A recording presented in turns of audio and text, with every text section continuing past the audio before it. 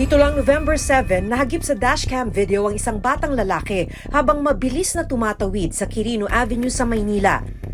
Maya-maya pa, lumapit ito sa isang sasakyan at agad na hinablot ang cellphone ng pasahero at saka mabilis na tumakbo.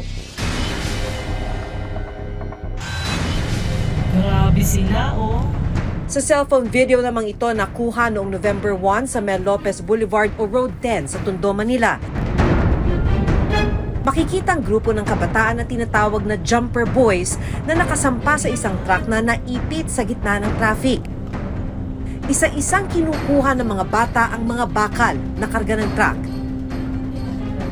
Mahal yung mga pyesa na ninanakaw mula sa mga truck. Kung minalas ka at ang nakuha sa'yo baterya, ang sabi nila aabot ng 20,000 pesos ang kada baterya. Paano nga ba dapat inaaksyonan ang mga ganitong insidenteng kinasasangkutan ng mga menor de edad?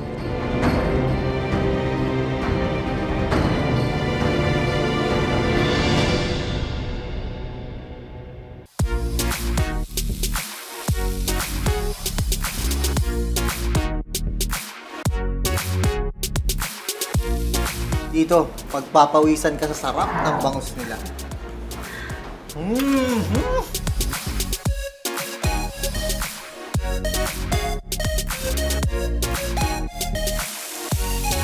Best seller dito. Ito yun. 30 ito dati. Ngayon, 35 na.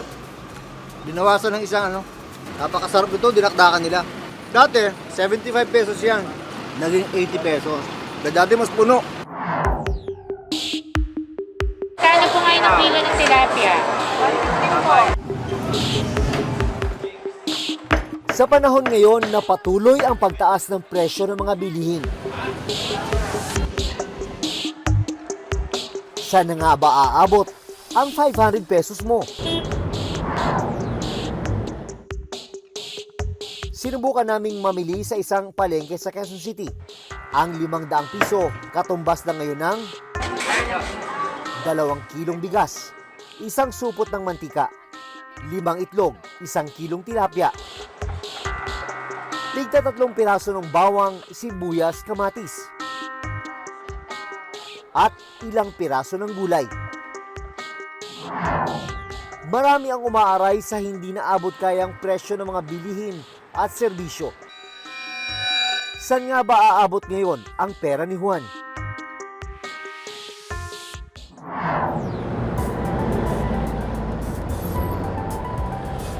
...2008, nang buksan ni Aling Rustica ang karinderya nila sa Roses Avenue, Quezon City.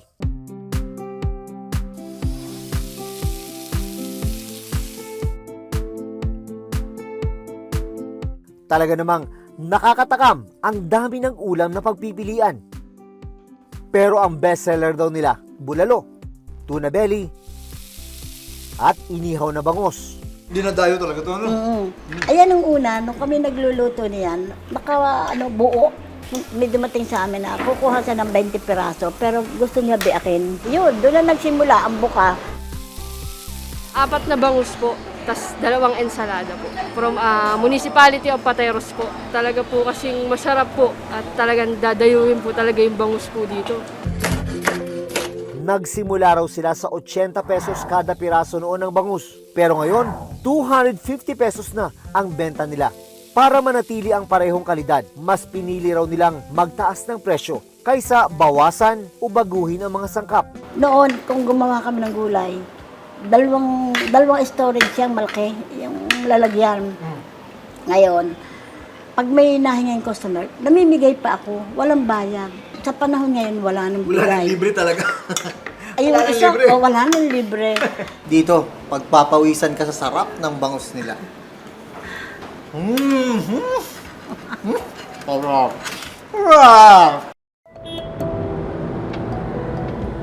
Mas naintindihan namin ang sinasabi ni Aling Rustica sa pagsama namin sa kanyang anak na si Ramil sa pamamalengke kinabukasan. Pasok tayo sa loob, mamamalengke tayo para sa paninda ko ngayong araw na ito. Kasi lahat ng paninda ko, araw-araw bago lahat.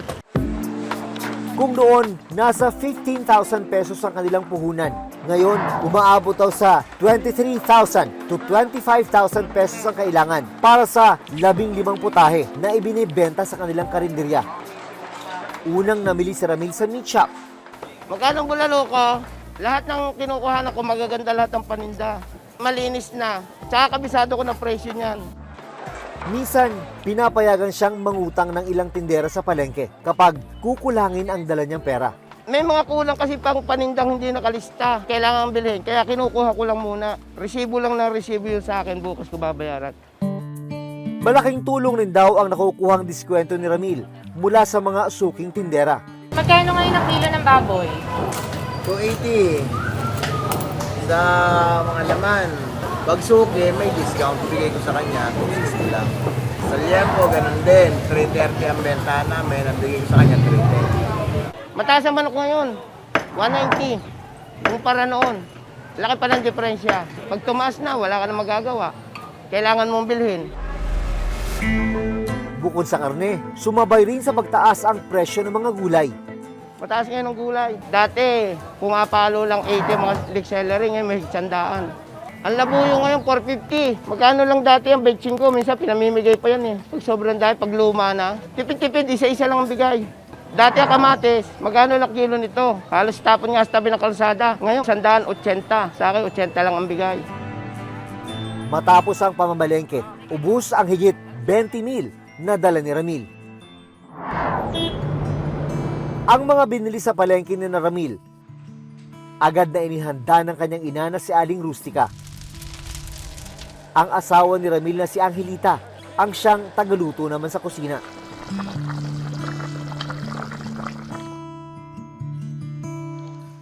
Hindi bali na raw na bumaba ang kita, basta hindi mawala ang kanilang mga suki. Yung mga may kaya, dadaing. Yung pa kayang wala. Pero hanggat makakaya ko na maibigay sa customer na yung makakaya ng bulsa, ibinibigay ko. Kahit doon kaunti lang ang kinikita namin, meron pagod ka, kaunti lang kinikita dyan.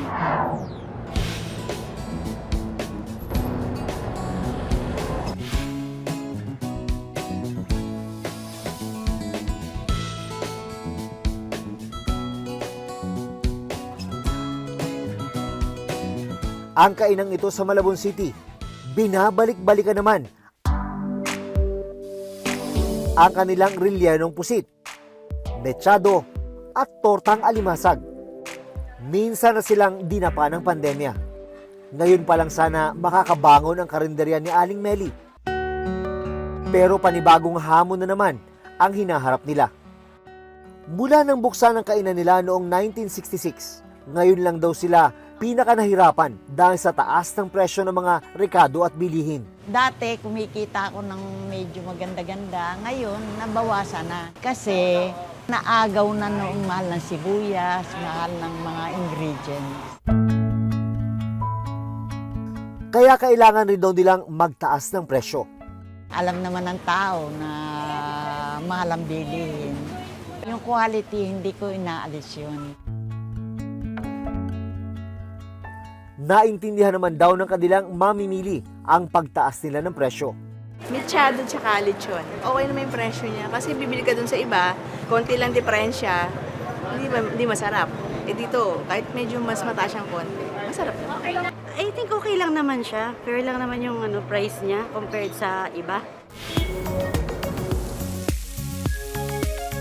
Kung barbecue at ilang inihaw ang pag-uusapan, the best raw ang luto ni Linjan. Kung meron talagang masasabing bestseller dito, eto yun. Barbecue nila. Sarap. Tsaka siyempre, wala mo suka yan. Ihigupin mo. Pero kailangan niyang magbuwas ng serving para hindi malugi ang kanyang kainan. 30 ito dati. Ngayon, 35 na. Binawasan ng isang hiwa. Paano kayo nag-a-adjust? Same pa rin po, yung sa pagtutusok na lang po namin binabawi. Isa. Bawas ng isa. Yes po, sa slice. Pero bukod sa pagbabawas, napilitan na rin si Lynn na magtaas ng presyo. 1996, nag-start po yan, 12 pesos. Naging 16, naging 18, 20, 25, 28, ngayon 35 po. May mga nagkatanungan kung bakit kumunti. Pag in-explain naman po namin, naintindihan naman po nila. Napakasarap ito, dinakdakan nila. Isa rin ito doon sa mga binabalik-balikan ng mga customer nila. Dati, 75 pesos yan. Yan, taas na ng presyo ng bilihin. Naging 80 pesos. Dati mas puno. Binawasan nila konti. Wala eh, ganoon talaga. Mahirap ang buhay. Kailangan mag-adjust. Pero, masarap pa rin. Pero ang daming hamon ngayong panahon na to. Sobra po, ang dami. Sa mga bilihin po, sa tangke po ng gas. Sobrang taas po talaga ng tinaas. Gulay, ingredients po. Mantika, suka, toyo, lahat po yan nagtaas. Sobra po.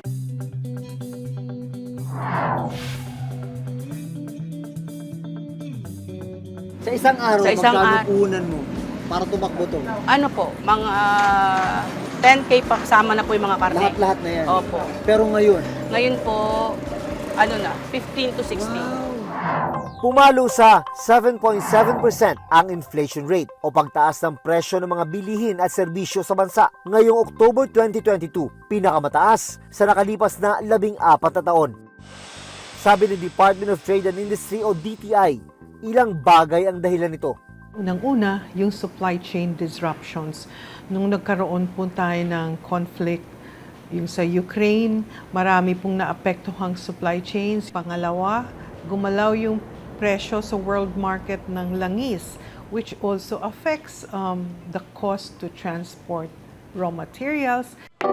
Paliwanag ng isa ekonomista, aabot hanggang sa susunod na taon ang pagtaas ng presyo ng mga bilihin. Hanggang first quarter of next year, makikita pa rin natin ang patuloy na pagtaas ng presyo o yung paggalaw. No? At wala pang kasiguruhan na nagiging stable na ang presyohan sa merkado. Ang problema, nagtaas ang halaga ng mga bilihin pero hindi naman sumasabay ang pagtaas ng kita o sweldo ng mga manggagawa. Talagang kailangan tulungan din ng pamahalaan ang ating mga maliliit na mga negosyante para makasabay sila sa pagtataas ng sweldo ng kanilang mga manggagawa. Samantala, sabi ng DTI, ilang programa ang kanilang ginagawa para tulungan ang mga mamimili. Nakikiusap din naman kami sa manufacturers to make it in tranches. So hindi ka agad yung isang beses lang yung pagtaas ng presyo. What we are hoping is that yung mga polisiya po ng ating gobyerno to manage inflation and rising costs are in place and will work. Sa panahon ngayon, marami ang todo tipid at doble higpit ang sinturon para mabili ang mga pangunahing pangangailangan. Huwag mong asahan ng ibang tao, ang asahan mo yung sarili mo. Matuto kang magtiis at magtiyaga. Sana po kung may magagawa po na paraan para po mabalik po sa dating mga presyo yung mga bilihin, lalo na po sa mga karne, sa mga gulay. Ano man ang gawin natin sa bilihin natin ngayon, wala tayong magagawa kasi lahat naman tayo ganun eh. Basta ikaw ay magtiis na lang muna. Ang tanong, hanggang saan ito kakayanin ni Juan? Ako si Jun Veneracion at ito ang Reporter's Notebook.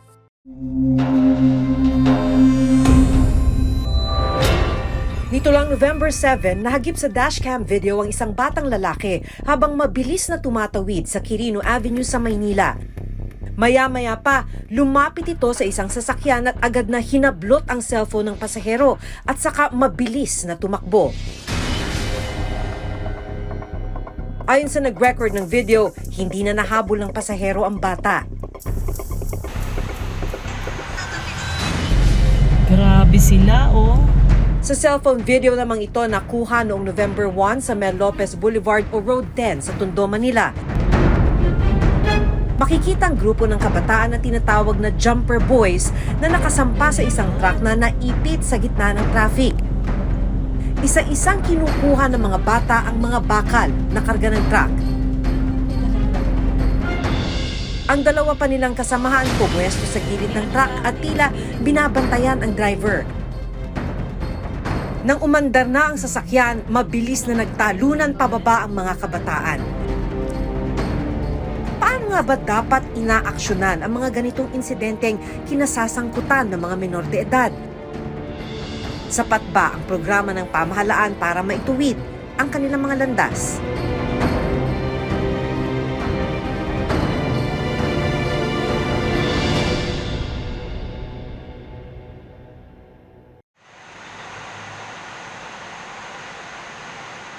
Ito po truck ninyo. Turo nyo nga sa akin ang Sa pagpunta namin sa Road 10, nakausap namin si Ricky Grepaldo, isa sa mga truck driver na nabiktima ng Jumper Boys.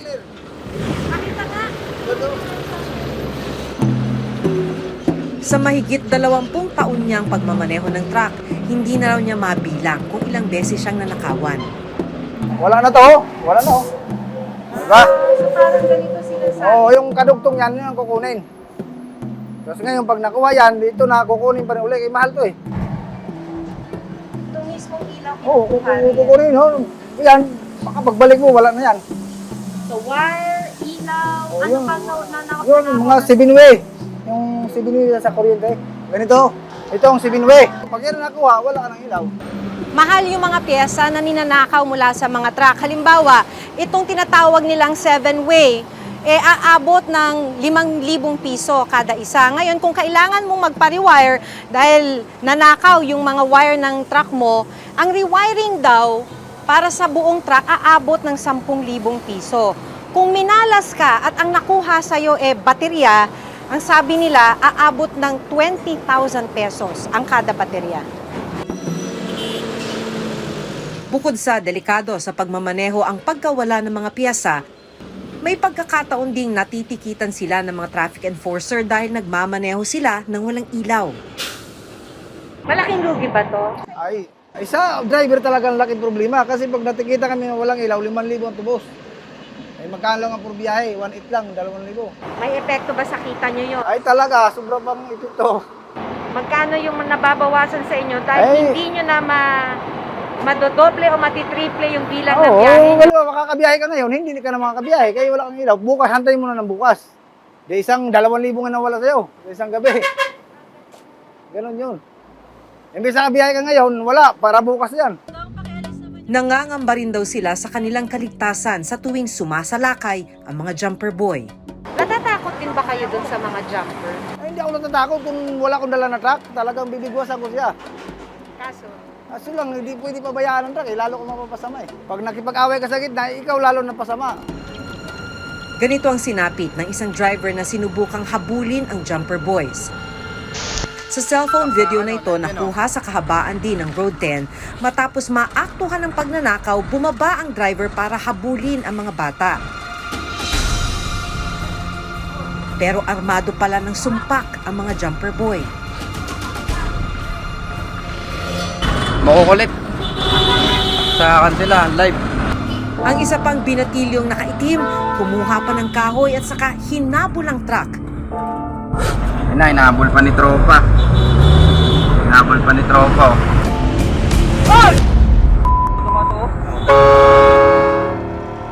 Nakilala namin ang isa sa mga miyembro ng Jumper Boys na si Joshua, 17 taong gulang at hindi niya tunay na pangalan. 18 po ako, nagsimula mag-jumper. Minsan rin po sa gutom. Sa loob ng 5 taon, mag-isa nang binubuhay ni Joshua ang sarili. Iwalay na po sila. Nanay ko po nandun po sa Pasig. Tapos tatay ko po nasa Cavite, kaya po ako gumagawa ng ganun. Ayun po, naghahanap po, nag-iikot kami ng makukuhaan namin. Kahit ano po maputol namin dun, kahit kalahating bakal o ano. Iniimpon lang po muna namin hanggang sa dumami. Pag dumami na po, saan na po namin binibenta.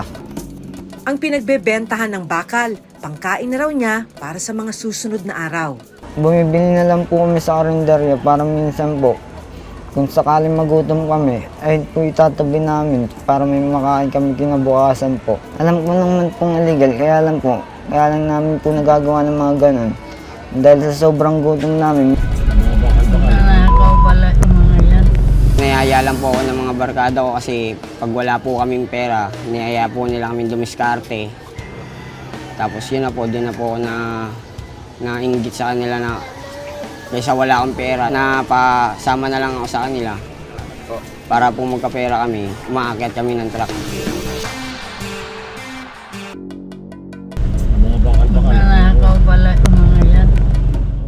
Ang mga batang sangkot sa pagnanakaw sa Road 10, kadalasan nire-rescue ng Department of Social Welfare and Development o DSWD at dinadala sa Reception Center o Youth Care Facility. Minsan nang napasok dito ang 23 taong gulang na itatago namin sa pangalang Emil. Nagsimula po ako nung pagiging jumper po ko simula po ng 2015 nung niyaya lang po ako ng mga barkada ko kasi pag wala po kaming pera, niyaya po nila kami dumiskarte. Tapos yun na po, doon na po ako nainggit sa kanila na kaysa wala akong pera, napasama na lang ako sa kanila. Para po magkapera kami, umaakyat kami ng truck. 2017 nang ma-rescue si Emil. Nakalabas siya sa Youth Care Facility noong 2018 matapos ang 1 taong rehabilitasyon at intervention.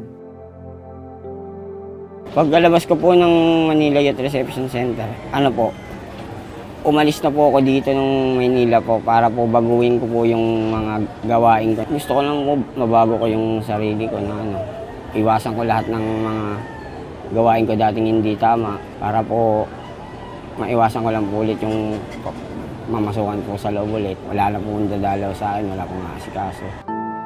Sa ngayon, pangangalakal ng basura ang ikinabubuhay ni Emil. Malaking bagay daw ang pangalawang pagkakataon na ibinigay sa kanya. Ayoko mangyari sa akin, madisgrasya muna ako bago ako makapag-isip tumigil. Kaya nag-isip na po ako simula po pinagsisihan ko na lahat na babaguhin ko na yung sarili ko. Ayoko na ng ganitong buhay, nagsasawa na ako. Tumaas ng higit 100% ang bilang ng mga children at risk kabilang na ang mga batang nasasangkot sa pagnanakaw sa Maynila sa mga nakalipas na taon. Mula 702 cases noong 2018, umakyat ito sa 1,613 noong 2020 ayon sa DSWD. Sa itong mga jumper boys natin, pwedeng sila ay children at risk din dahil hindi naman sila totaling nakasuhan. Ang ginawa sa kanila ay ni-reach out sila. Although, kung titignan natin, kung magpa-file ng case yung mga complainant, pwede sila maging si ICL. Dahil sa patuloy na pagtaas ng bilang ng mga kabataang itinuturing na children at risk sa syudad, isang ordinansa ang ipinatutupad ng lokal na pamahalaan ng Maynila. Sa ilalim ng City Ordinance 8243 o Anti-Child Endangerment Act, maaaring kasuhan ng mga magulang na napatunayang nagpapabaya sa mga anak at kalaunan ay nasasangkot sa ilang kaso o reklamo. Actually, sa first offense, magpe-penalty itong mga magulang na to. Siguro may second and third offense. Siguro naman, yung pagbibigay ng dala sa kanila during ng mga penalty na yan, at the end of the day, pag tumagal-tagal, mas mabigat na kaso na yung ipafile namin. Ito po yung child abuse, yung under RA 7610 or yung protection against children against exploitation. May intervention rin daw na ginagawa ang pamahalaan para matulungan ang mga batang tulad ni Joshua. Meron kaming mga intervention, meron kaming package of programs and services for our CAR, CACL, and yung aming mga children in need of special protection. Kailangan kasabay ng nagbibigay ng intervention sa mga bata, yung mga magulang. So meron parent effectiveness service, binibigyan ng capacity yung mga magulang na maging equipped sila doon sa pag-handle, pagmamanage ng kanilang mga anak.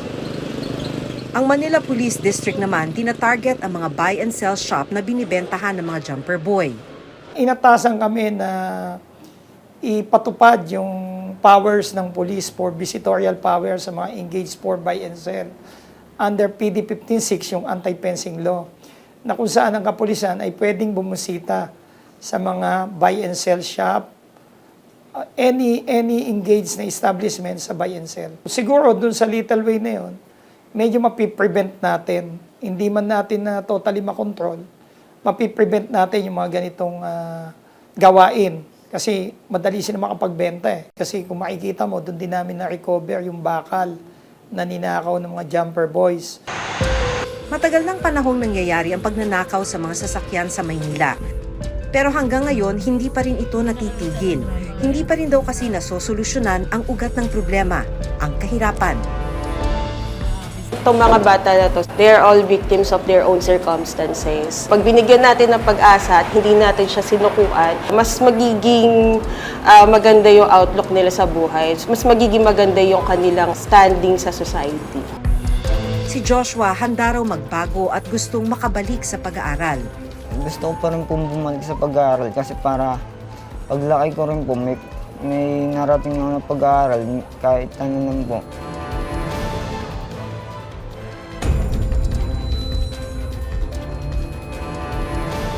Kung titignan ng datos, tumataas ang mga kabataang nasasangkot sa krimen. Bukod sa pagsagip at pagdadala sa kanila sa mga pasilidad, mahalagang masolusyonan din ang ugat ng problema.